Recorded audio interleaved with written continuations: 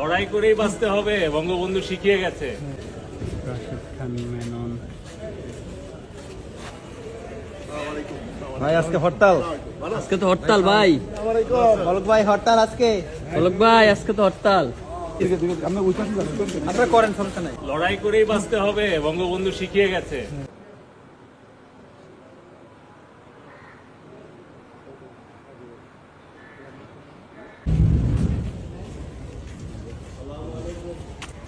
Sir কেমন আছেন?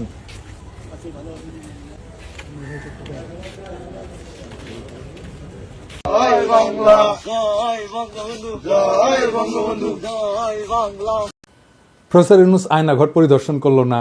ওই পরিদর্শনের পর সোশ্যাল মিডিয়াতে যতগুলো আয়নাঘর নিয়ে পোস্ট টোস্ট হয়েছে না, ভিডিও টিডিও আসছে, সবগুলোতে যে আওয়ামী লীগাররা, এই জাউরারা হারি একদম উপহাস করেছে। বলছে এটা নাটক, বলছে স্ক্রিপ্ট দুর্বল, অভিনয় দক্ষতার অভাব, কত কিছু কথাবার্তা। আয়নাঘর নিয়ে প্রকাশিত ভিডিওর নিচে এমন অগণিত কমেন্টস, হাসি ঠাট্টা, ট্রল। বড় বড় মেইন স্ট্রিম মিডিয়ার ফেসবুক পেজে এই সমস্ত ভিডিওগুলোতে আসছে, এগুলোতে হাহারি একটা ভরপুর। এটা নিয়ে কাজ করছে ওয়াসাদ সিস্টার্স, অ্যানালাইসিস করছে, ডকুমেন্ট করছে। এইটা সাহেব একটু দেখান না, কারা কারা ওই প্রোফাইলগুলো থেকে হাহারি এক দিছে, একটু দেখেন একটু দেখে রাখেন। জাউরাগুলোকে দেখবেন না, বাংলাদেশে জাউরা তো বাম্পার ফলন হয়েছে, কিছু জাউরা দেখে রাখেন। সবচেয়ে বিভৎস ঘটনা হচ্ছে ওরা আইডেন্টিফাই করছে 47% রিয়েল প্রোফাইল যারা হাওয়ারি এক দিছে। ইউরোপে একটা আইন আছে হলোকাস্ট ডিনাল। হলোকাস্ট কি জানেন তো? দ্বিতীয় বিশ্বযুদ্ধের সময় জার্মানিরা ইহুদিদেরকে নিয়ে চেম্বারে ঢুকায় আগুন দিয়ে পুড়ায় মারত লক্ষ লক্ষ। নাজিরা হলোকাস্ট করলে সেটাকে গাল গল্প বলে। এটাই ফ্যাসিবাদ, এটাই ফ্যাসিবাদের চরিত্র।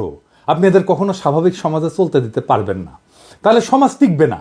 কারণ এদের মধ্যে ন্যায় অন্যায় বোধ, বিবেকের বোধটা ধ্বংস হয়ে গেছে। এদের সমাজে ইন্টিগ্রেট তখনই করা সম্ভব যদি অনুশোচনা করে মাপ চায়, আর এটা সেটা করবে না। এদের মধ্যে বিন্দুমাত্র অনুশোচনার চিহ্ন দেখছেন? নাই তো।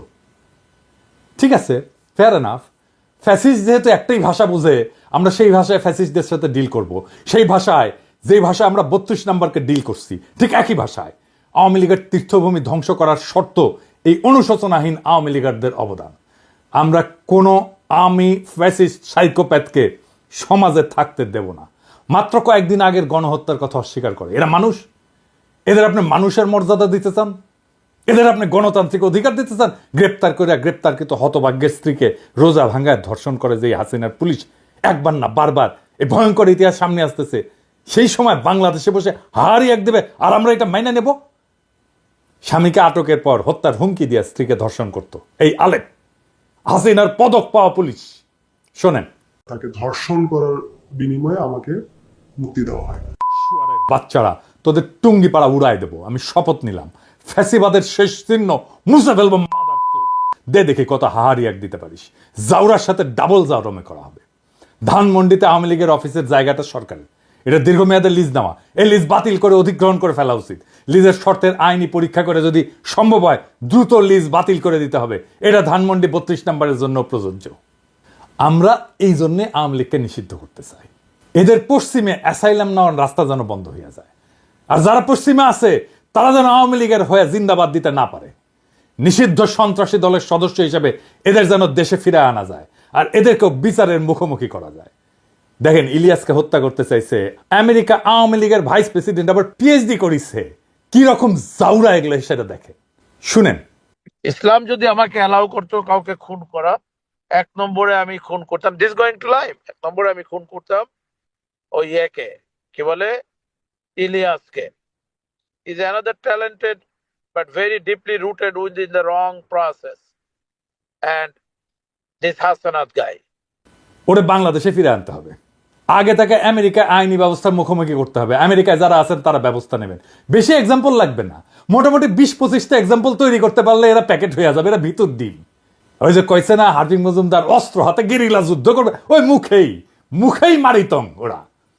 আমার কাছে মনে হয় এই দেশকে, মানে এইখানে একটা যুদ্ধ শুরু হয়ে গেছে। এই যুদ্ধে এখন আমাদেরকে স্বাধীন করবার পালা। অস্ত্র হাতে নামতে হবে, এখানে গেরিলা যুদ্ধ করতে হবে, এখানে আমাদেরকে ট্রেনিং নিতে হবে। হার্দিক মজুমদাররা তো জুলাই আগস্টে আমাদের সাথে অস্ত্র হাতে যুদ্ধই করেছিল। সাথে ছিল police, army, RAB, BGB, Chhatra League, Jubo League, এমনকি আর্মি পারছে, পারে নাই। ওরা ওই একটা অস্ত্র নিয়ে ওরা যুদ্ধ লড়তে পারবে। আমরা পরাজিত হইতে পারি, আমি মেনে নিলাম আর কি। যদি সব বাকশালী ওই যে ওদের চামড়ার বন্দুক আছে না, ওটাতে বাতাসের গুল্লি মারে, টার্গেট বরাবর না হইলেও অসুবিধা নাই, ফাঁকে মারলেও নাকে লাগবেই, শিওর শট। হৃদয় সাহেব বুঝায় দেন, বন্দুকের গুলি ছুড়ায় দেন।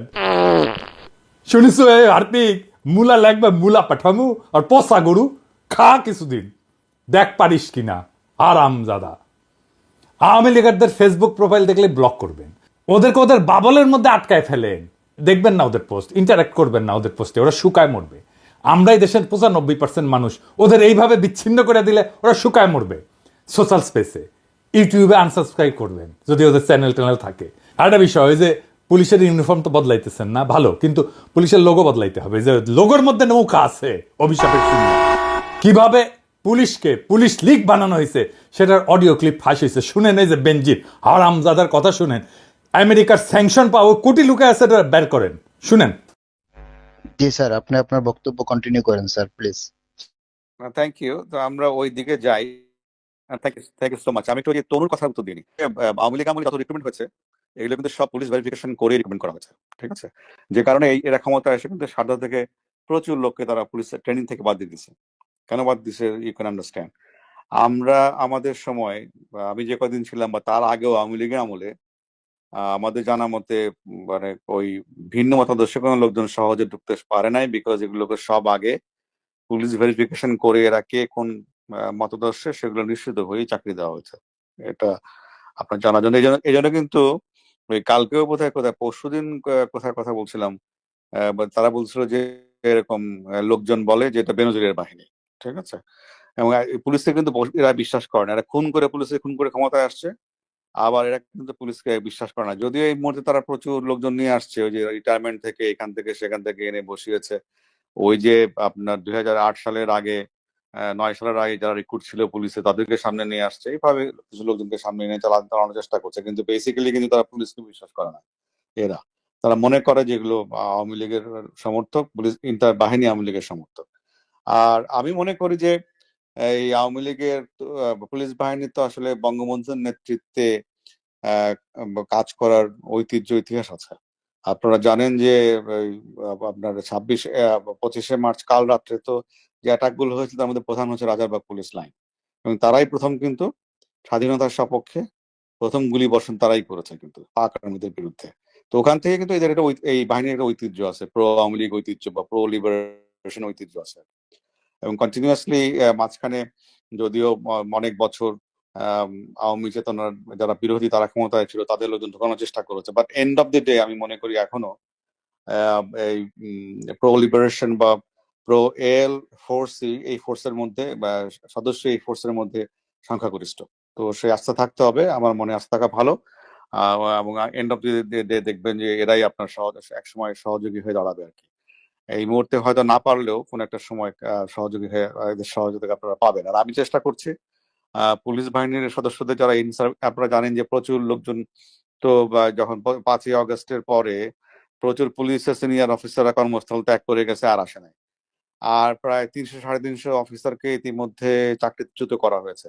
সমসংখ্যক কর্মকর্তাকে বিভিন্ন জায়গায় সংযুক্ত করে রাখা হয়েছে, মানে তাদের ডিউটি থেকে প্রত্যাহার করে অকার্যকর করে রাখা হয়েছে।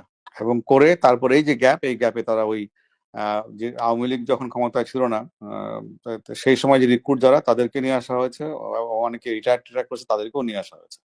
তো এটা ভঙ্গুর অবস্থা এটা এই বাহিনীর। আমি চেষ্টা করছি যারা বাহিনীতে কাজ করতেছে তাদের সঙ্গে যোগাযোগ স্থাপন করার জন্য। এটা আমি করে যাব, যাতে করে এই বাহিনীর সহযোগিতা সাপোর্ট আপনারা পেতে পারেন, সে চেষ্টা আমার অব্যাহত থাকবে। আর রিগার্ডিং দলীয় প্রোগ্রাম, এটা তো মাননীয় প্রধানমন্ত্রী দেবেন, নেত্রী দেবেন, যেটা প্রোগ্রাম দিবেন যেটা ওখান থেকে আসবে সেটাই আমাদের সবাইকে বাস্তবায়ন করতে হবে, বলবৎ করতে হবে। তবে বলবৎ বাস্তবায়ন কিভাবে করবেন এটা হচ্ছে আপনার মনসিয়ানা। যেমন ওই যে এটা করতে গিয়ে তো অনেক প্রায়োগিক ক্ষেত্রে অনেক সমস্যা উদ্ভব ঘটতেছে, আমি জানি, বিভিন্ন সময় আমার সঙ্গে অনেকে কথা বলে। তো এই যে সমস্যাগুলো হচ্ছে সেগুলোকে আমাদের স্থানীয় পর্যায়ে সেগুলোকে মোকাবেলা করে এটা এই পুলিশকে রাহুমুক্ত করতে হবে। যারা রাহুমুক্ত করার কাজ করতেছে তাদের বিরুদ্ধে ষড়যন্ত্র শুরু হয়েছে, বুঝছাও? কারা করতেছে নাম কইলাম না, কিন্তু আমরা সব জানি। পুলিশের নেতৃত্বকে শান্তি মতো কাজ করতে দিবেন। যারা নানা ধান্দায় চুকলি কাটতেছেন পুলিশের নেতৃত্বের বিরুদ্ধে সাবধান করে দিতেছি, ভাইজান আপনাদের সকলের আমল নামা করলে আছে আমার কাছে। আমি চুনাপুটিদের পিছে লাগি না, এটা আমার স্বভাব বিরুদ্ধ, কিন্তু পুলিশের সংস্কারের যে ধারা শুরু হয়েছে, যেটা আমরা দেখতে পারতেছি, সেটাকে নেতৃত্ব শূন্য করে বাধা সৃষ্টি করতে চাইলে তারা ছাড়া হবে না। সাবধান হইয়া যান। যারা পুলিশের বর্তমান নেতৃত্বের বিরুদ্ধে চুকলি কাটতেছেন, শুনলাম প্রফেসর ইউনূস সাহেব নাকি চুকলি কাটতে গেছিলেন, সত্য নাকি? হ্যাঁ, স্যারের পাঠায় দিই আপনাদের আমল নামা দিব, চাপা মায়ের দিয়া দিব কলে। তাই সাবধান হইয়া যান। এই বান্দা জিন্দা আছে।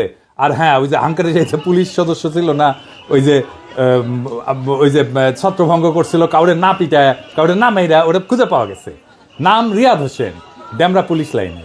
দেখেন, সামাজিক যোগাযোগ মাধ্যমে ভিডিওটি ভাইরাল হলো, তখন আসলে জনমুখে আর কি অনেকজন অনেকভাবে আমাদেরকে প্রশংসা করতেছে, এবং আমরা চাই যে বাংলাদেশ পুলিশ যেমন জনগণের পাশে ছিল, আছে এবং থাকবে। আমরা তাদেরকে আরো সেই আস্থাটুকু আনতে পারি যে আমরা যাতে ভালোভাবে তাদের সাথে কাঁধে কাঁধ মিলিয়ে বাংলাদেশকে গড়তে পারি। এখন ভাইরাল হলো, বন্ধু বান্ধব, তারপরে সহকর্মী যারা আছেন, আত্মীয় স্বজন, পরিবার, সবাই আসলে আমাকে নিয়ে গর্ববোধ করছেন। আমিও চাই যেন আমি আমার দেশের জন্য কিছু করতে পারি। আরে ভাই, মন তো ভরলো না এই রিপোর্ট দেখে। ওর বাড়ি কোথায়? বাবা মাকে, এই মা, যেই মা এই সোনার ছেলের পেটে ধরছে, তারও তো আমাদের সম্মান জানাতে হবে, তারা সালাম দিতে হবে না? তো এইটা ছোটখাটো রিপোর্ট না, বড় রিপোর্ট চাই। আর হ্যাঁ, ওকে বিভাগীয় পুরস্কার দেওয়া হোক, পুলিশ পদক দেওয়া হোক তারে। এবার আসেন হাদানকারী আফসোস লীগের আলাপে ফিরে আসি। আবার যারা জুলুমকে অস্বীকার করছে, যারা উপহাস করছে, তাদের ক্ষমা নাই। আমি পবিত্র কোরআন শরীফের একটা আয়াত পড়ি, সেখানে ঠিক একই ধরনের বার্তা আছে। যারা অপরাধী তারা বিশ্বাসীদের উপহাস করত, এবং তারা যখন তাদের কাজে দিয়ে গমন করত তখন পরস্পরের চোখ টিপে ইশারা করত। তারা যখন তাদের পরিবার পরিজনের কাছে ফিরত তখনও হাসাহাসি করে ফিরত।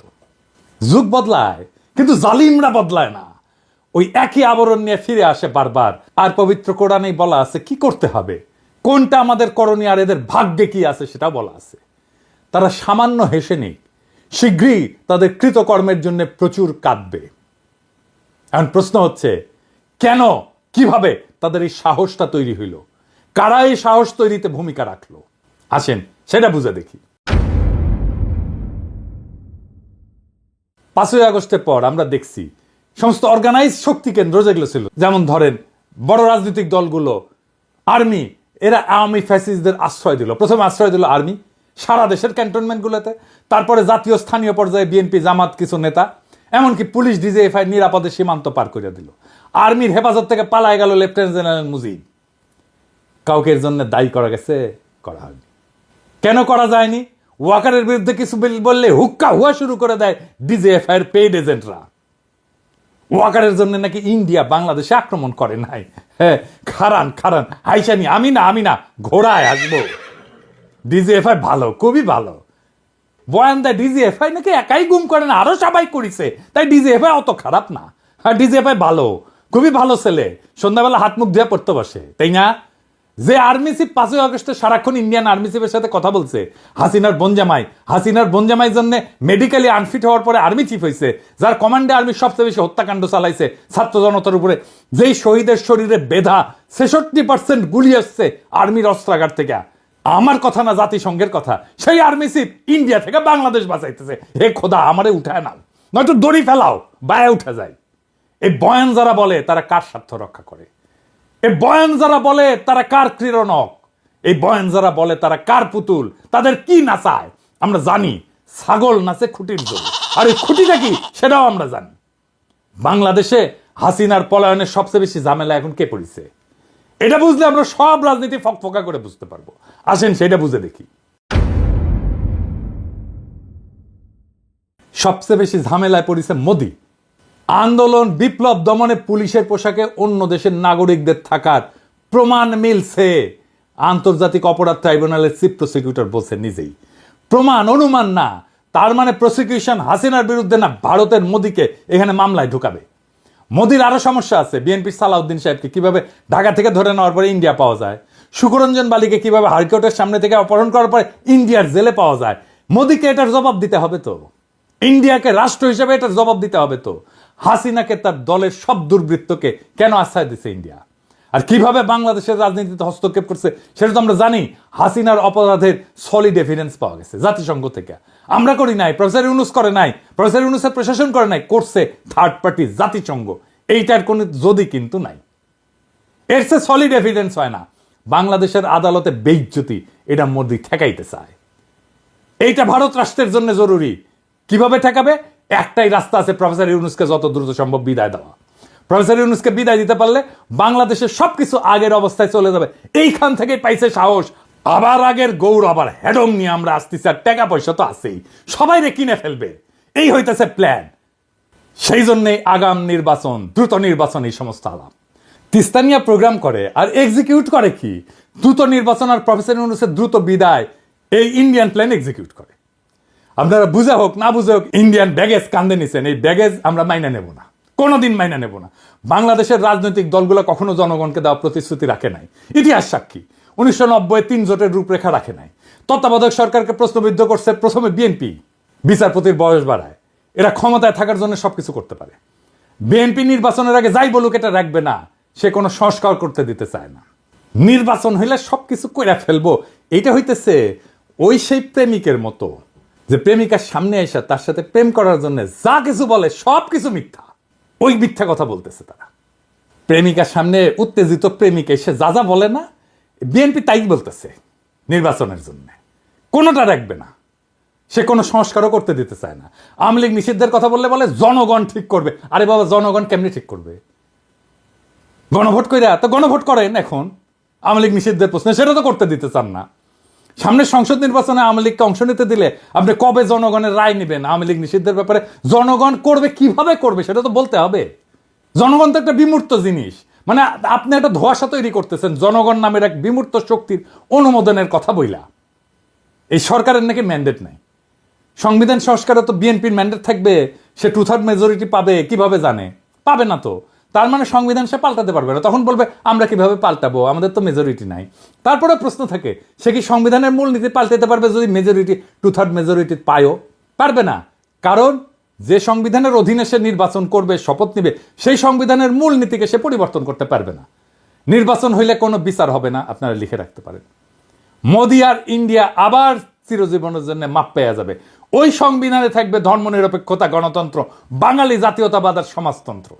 সেইটা আমাদেরকে এত রক্তের পর, বিপ্লবের পরেও আমাদেরকে ওই সংবিধানই টাইনা নিয়ে যাইতে হবে। মোদি আর ইন্ডিয়া চিরজীবনের জন্য মাপ পেয়ে যাবে। তাদের যে আমরা পাইরা ফেলতে পারছিলাম, সেই সুযোগ হেলায় আমরা হাতছাড়া করে ফেলবো। কম্প্রোমাইজ করে ফেলবে যারাই ক্ষমতায় আসুক। কে আসবে আমি জানি না, যারাই আসুক রাজনৈতিক দল তারাই কম্প্রোমাইজ করে ফেলবে। প্রফেসর ইউনূসের সামনে গিয়া রাজনৈতিক দলগুলো এক কথা বলে, বাইরে এসে আর এক কথা বলে। প্রফেসর ইউনূস দিছে চাপা মায়ের, ওস্তাদের মায়ের শেষ রাতে কইছে আপনারা যা চান লিখে দেন, কোন সংস্কার চান, কোনটা চান না, কোনটা আংশিক চান, কোন সংস্কারই চান না, সেটা লিখে যা চাইবেন। আমাদের তো কোনো এজেন্ডা নেই, সবাই মিলে যেটা চাইবেন শুধু সেটাই আমরা করব। তবে আমরা ওয়েবসাইটে দিয়ে দেব কে কি চাইছিলেন। আপনারা কোন দল কোনটা ইয়েস বলছেন আমরা রাজি, কোন দল নো বলছেন আমরা রাজি না, কোন দল বলছে আমরা সংস্কার রাজি, আমরা সবাই ওয়েবসাইটে দিয়ে দেবো। দেশের যে কোনো মানুষ দেখতে পাবে কোন কোন বিষয়ের প্রতি তার সম্মতি আছে, কোন বিষয়ের প্রতি মানুষের সম্মতি নাই। এটা কোনো গোপন জিনিস না, এটা রাজনৈতিক দলের একটা বক্তব্য।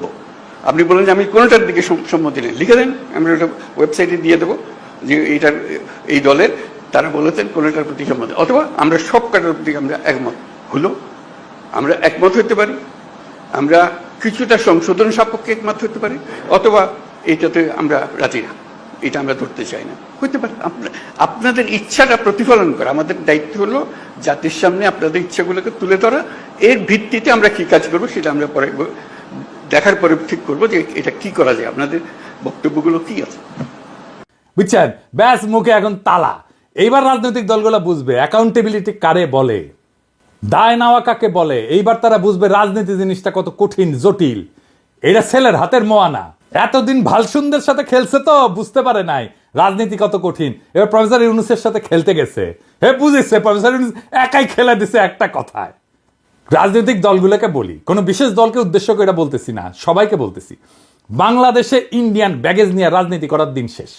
ইন্ডিয়ান ব্যাগেজ থাকলে আপনার রাজনীতির কোনো ভবিষ্যৎ নাই। আপনি যত বড় রাজনৈতিক দল হন না কেন, কোনো লাভ নাই। পিনাকির আপনি হুতায় ফেললেও আপনি বেচবেন না।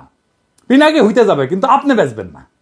বাংলাদেশের রাজনৈতিক বাস্তবতা আপনাদের ইন্ডিয়ান ব্যাগেজ নিয়ে রাজনীতি করতে দেবে না, ফুল স্টপ। প্রফেসর ইউনূসের প্রতি আহ্বান, আপনার এই অন্তর্বর্তীকালীন সরকার ভেঙে দেন, বিপ্লবী সরকার গঠন করেন। জন আকাঙ্ক্ষা সেইটাই। এই বিপ্লবী সরকার থাকবে ততদিন যতদিন হাসিনার এই বাকি টার্ম আছে ততদিন। 5ই আগস্টের পরে যে সুযোগ আমরা হারাইছিলাম, যে হারানোর সময় আবার ফিরে আসছে। এই মুহূর্তে আবার হারায় যাওয়ার আগেই বিপ্লবী সরকার গঠন করেন। দেশের রাজনীতির গুণগত পরিবর্তন হয়েছে, তাকে ধারণ করেন। বিপ্লবী সরকার গণপরিষদের নির্বাচন দিবে, সবাই নির্বাচন করছে, দ্রুত নির্বাচন দিয়ে দিবে। বিপ্লবী সরকার গঠন করে 1 মাসের মধ্যে গণপরিষদ নতুন সংবিধান রচনা করবে। আপনারা নির্বাচন করেন সেইখানে। সেই সময় বিপ্লবী সরকার সংস্কার সম্পন্ন করবে। নতুন সংবিধান রচিত হলে গণপরিষদ ভেঙ্গে দিয়া সেই নতুন সংবিধানের অধীন নির্বাচন হোক। আপনারা সবাই উৎসবের সাথে সেই নির্বাচনে অংশ নেন। আমি ব্যক্তিগতভাবে চাই প্রফেসর ইউনূস জাতির নেতৃত্ব থেকে যেন তারপরেও বিদায় না নেন। তিনি যেন রাষ্ট্রপতির পদকে অলংকৃত করেন। তিনি আসলেই অলংকার হয়ে উঠবেন রাষ্ট্রপতি পদের জন্য। আমরা উনার অভিভাবকত্ব এত তাড়াতাড়ি হারাইতে চাই না। বাংলাদেশকে আমাদের শক্ত অর্থনৈতিক এবং রাজনৈতিক ভিত্তির উপরে দাঁড় করানোর জন্য প্রফেসর ইউনূসের অভিভাবকত্ব আমাদের দরকার। ছাত্র জনতার আকাঙ্ক্ষার রাষ্ট্র তৈরি করে দেওয়াটা আমাদের দায়িত্ব এবং কর্তব্য। আমাদের সেই প্রতিশ্রুতি ভুলে গেলে চলবে না। আমরা এক কঠিন জটিল সন্ধিক্ষণে দাঁড়ায় আছি। একদিকে ভয়, অন্যদিকে সম্ভাবনা। যারা সত্যকে বিকৃত করছে, ইতিহাসের নির্মম বাস্তবতাকে উপহাস করছে, তারা শুধু নিজেদের মানবিকতাই হারায়নি, তারা আমাদের ভবিষ্যৎকেও হুমকির মুখে ফেলে দিছে। কিন্তু ইতিহাস সাক্ষী, জুলুম কখনো টেকসই হয়নি, জুলুম কখনো টেকেনি, জালেম কখনো টেকেনি। প্রত্যেকটা ফ্যাসিস্ট শক্তির শেষ আছে, আর সেই শেষ তারাই ডেকে আনে যারা সত্যকে মুছে দিতে চায়। আমাদের করণীয় একটাই, হাসিনা আর তার দোসরদের বিচার নিশ্চিত করা, রাষ্ট্রের ন্যায়ের ভিত্তি পুনর্নির্মাণ করা। আমাদের রাজনীতি কোনো আপোষের রাজনীতি হইতে পারে না। আমাদের লক্ষ্য একটাই, ফ্যাসিবাদের শেষ চিহ্ন মুছে ফেলা। আমরা জানি এই পথ সহজ না, বাধা আসবে, কিন্তু এই লড়াই শুধু রাজনীতির লড়াই না, এটা আমাদের অস্তিত্বের লড়াই। প্রফেসর ইউনূসের নেতৃত্বে আমরা একটা নতুন অধ্যায়ের সূচনা দেখছি। এই মুহূর্তটা আমরা হারাইতে পারি না। আমাদের সাহসী হইতে হবে, সংগঠিত হইতে হবে। এই লড়াই শুধু আওয়ামী ফ্যাসিবাদের বিরুদ্ধে না, এটা পুরো সিস্টেমকে বদলে দেওয়ার লড়াই। এটা একটা বিপ্লবী আন্দোলনের ভিত্তি। আমরা একটা নতুন বাংলাদেশ গড়ব, একটা ন্যায়ের বাংলাদেশ গড়ব, একটা ইনসাফের বাংলাদেশ গড়ব, একটা মানুষের বাংলাদেশ গড়ব। ইতিহাস আমাদের দিকে তাকায় আছে। আমরা কি আমাদের সেই দায়িত্ব পালনে প্রস্তুত? ইনকিলাব জিন্দাবাদ।